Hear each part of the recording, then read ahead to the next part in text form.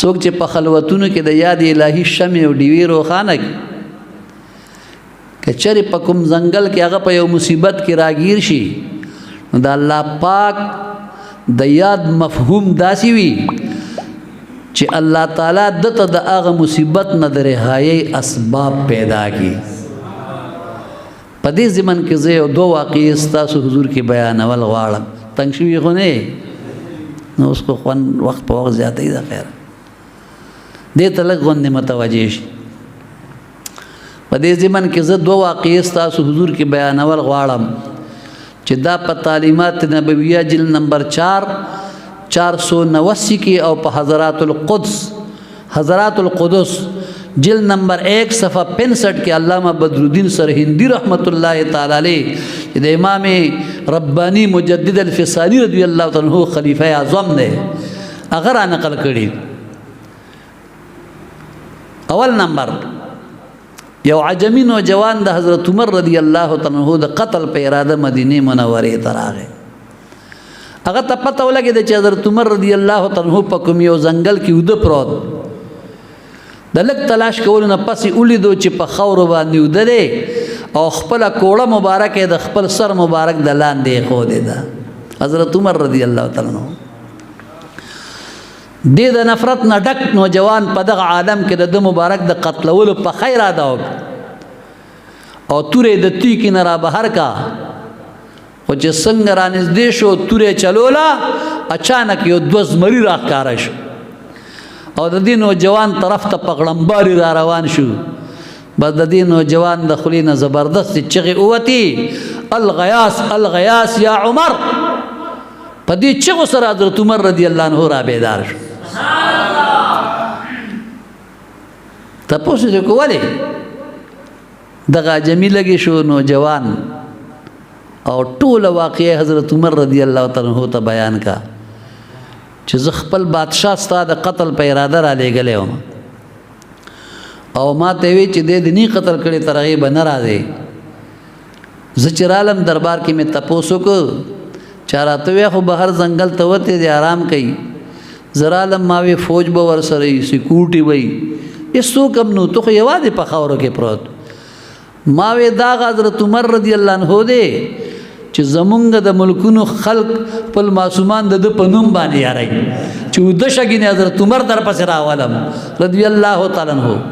دومره رعب دبدبه دې په تمام عالم کې خوره ده.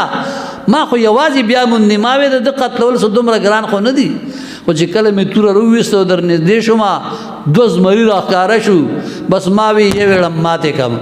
ما د خولې نه ځکه وي چې الغیاث الغیاث یا عمر تا نه بغیر د فریاد بل گنجائش نه نو زما په چغو ته را بیدار شوي. واقعي تاسو ډېر حق پرست خلک یئ. تاسو د الله او د رسول صحیح غلامان او بندگان یئ. بس زه نور عمر په فضولیاتو کې نشم تېرولی. ای حضرت عمر صاحب د الله د رضا دپاره ماته کلمه ووایه چې زه مسلمان شم. کلمه ویله مسلمان شو. دا د الله د یاد هغه برکت.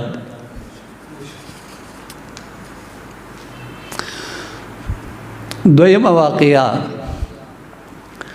هم دې دواړو کتابونو کې را نقل کړې ده چې د حضرت عمر رضی الله تعالی عنہ یو وینځه وه چې د هغې مبارکې نوم بی بی زایده رضی الله تعالی عنها. بی بی زایده یو ورځ د لرګو جمع کولو دپاره د ځنګل طرف ته لاړه او لرګي جمع کولې شروع. دی اچانک یو اس باندې سور سړی ولیدو چې د اسمان نه ځمکې ته راکوزېدو او دې ته وی چې ای زایدي بیبي د محبوب علیه الصلاۃ والسلام په دربار کې د جنت د خازن د رضوان سلام عرض کا ورته ووایا چې ستا امت به درې ډلې وي. ستا امت به درې ډلې وي. یوه ډله به بې حسابه جنت ته ځي. دویمې ډلې سره به آسان حساب کېږي او درېیمه ډله به ستاسو مبارکو په شفاعت باندې بخلی شي. دې سوار دا وي او بیا د اسمان طرف ته اوچت شو او بیا یې وکتل خطه او قتل چې زایده بیبي د لرګو او چتولو نه قاصره وا، یعنی هغه د لرګو ګېډې او چتولې نشي ځکه چې ګېډې دروندو،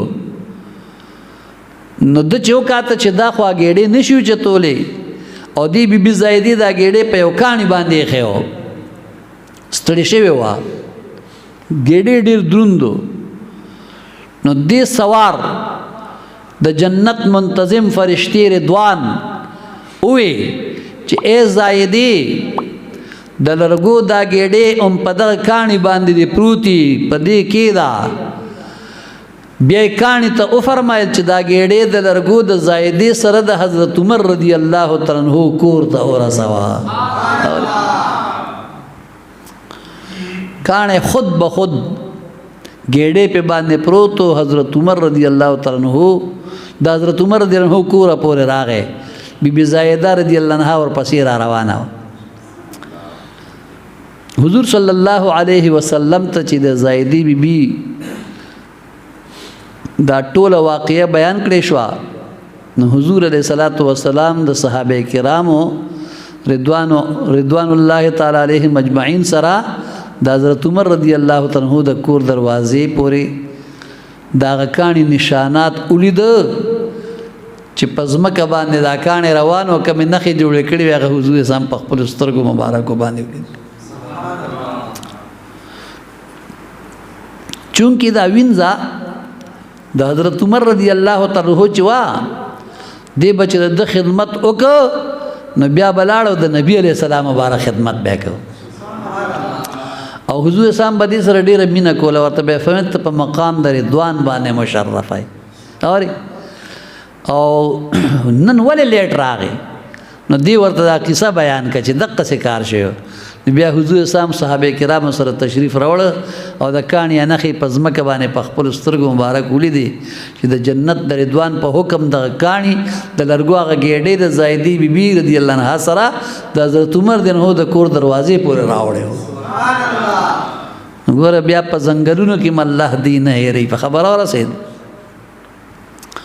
فاذکرونی فی الرخاء اذکرکم فی البلاء، یعنی تاسو ما په خوشحالۍ کې یاد کړئ، کله چې په تاسو باندې مصیبت راشي نو زه به تاسو هغه وخت کې یاد کړم. د خوشحالۍ په وخت کې الله تعالی یاد ساتل او د الله تعالی په خصوصي فضل و کرم باندې دا موقوف دي، ورنه اکثر لیدلی شوي دي چې د مال او دولت او اقتدار فراوانی او فراخي انسان نه فرعون جوړي، بیا ورته نه الله یادېږي او نه رسول صلی الله علیه وسلم یادېږي، هغه حقوق الله شاته گزار او حقوق العباد هم په اعمال کې. لیکن کوم کس چې د خوشحالۍ په وخت کې خپل پروردگار یاد ساتي، چې د مال او دولت فراخي وي او د سر د نیاز په دربار د بی نیاز کې نورم ټیټ شي، نو دا ډیر عظیم انسان په داسې کس باندې چې کله د تنگ دستۍ وخت راشي یا د مصیبت او پریشانۍ وخت راشي، نو الله رب العزت د خپل وعده مطابق هغه ساعتونو کې هغه ضرور یاد ساتي.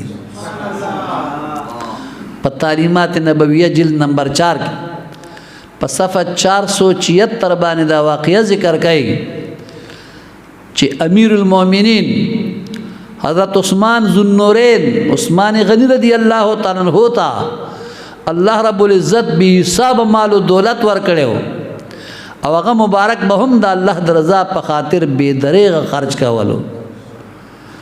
کوم یو سائل به هم چې داغه دربار تراغه نو هغه محروم نتلو.